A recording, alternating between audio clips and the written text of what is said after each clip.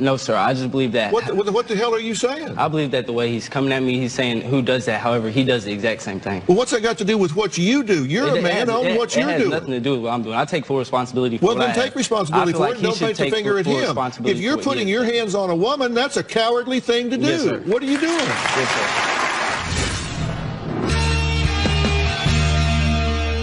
You're saying you've choked her, you've thrown her against the wall, you've done this and that. What gives you license to do that? The fact that somebody else did it? I have no right to do it, and I know that it's wrong to do it, and I shouldn't be doing it. However, I do have a problem. I do want to get better.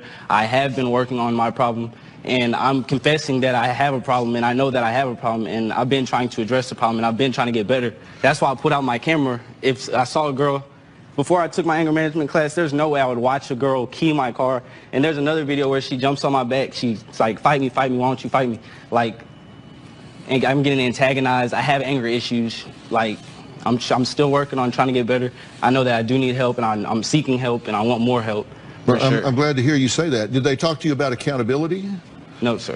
Anger management, they didn't talk to you about being accountable for yourself? Oh, yes, sir. Yes, sir. They did talk about that? Yes, sir. Because your first thing when I asked you about it was to say, you do it too. So that's not being accountable. Yes, You're sir. saying instead of saying, I'm going to own what I did, you want to talk about what someone else allegedly did. Yes, sir. Because you don't know what somebody else did. You don't know whether she did it or not. Because if you believe that she tells the truth. Well, this is what happened. One time her mother barged into her house when me and Autumn was not supposed to be over there.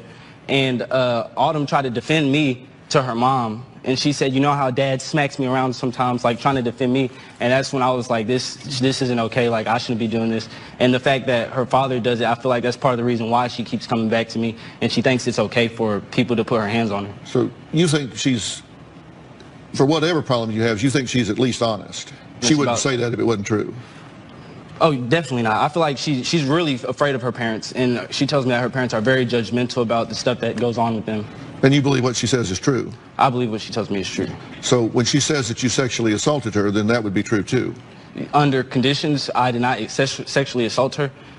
No, I did not sexually assault her. But when do we believe her? Do we believe when she's talking about someone else but not about you? She believes she was. Under the circumstances, she believes that she was. She does not doubt that she was sexually assaulted. Okay, well, let's talk about what you said about the night. Right. You said that you, on the 10th of September in 2017, you picked Autumn up from a club.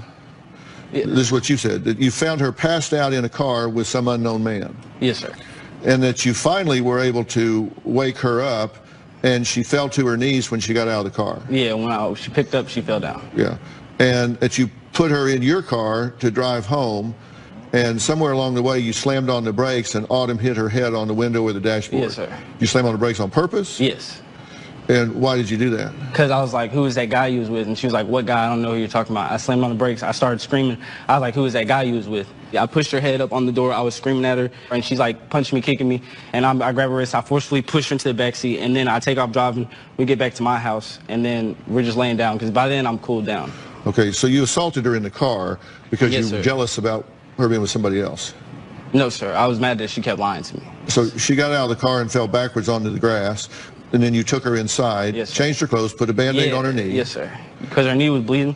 I didn't realize her knee was bleeding until we got to my house, and then that's when I changed her clothes. I put a Band-Aid on her knee, and then we laid down in the bed, and we was laying down for a little bit, and then like she started rubbing her butt up against me, and then that's when we did what we had to do. We did our thing, you know. Yeah.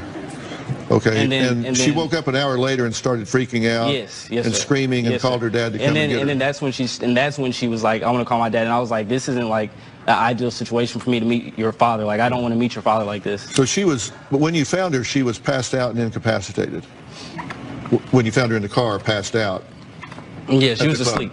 She was asleep. Yeah, and you said, you said she was passed out and she fell to her knees when she got out of the car. Yes, sir. So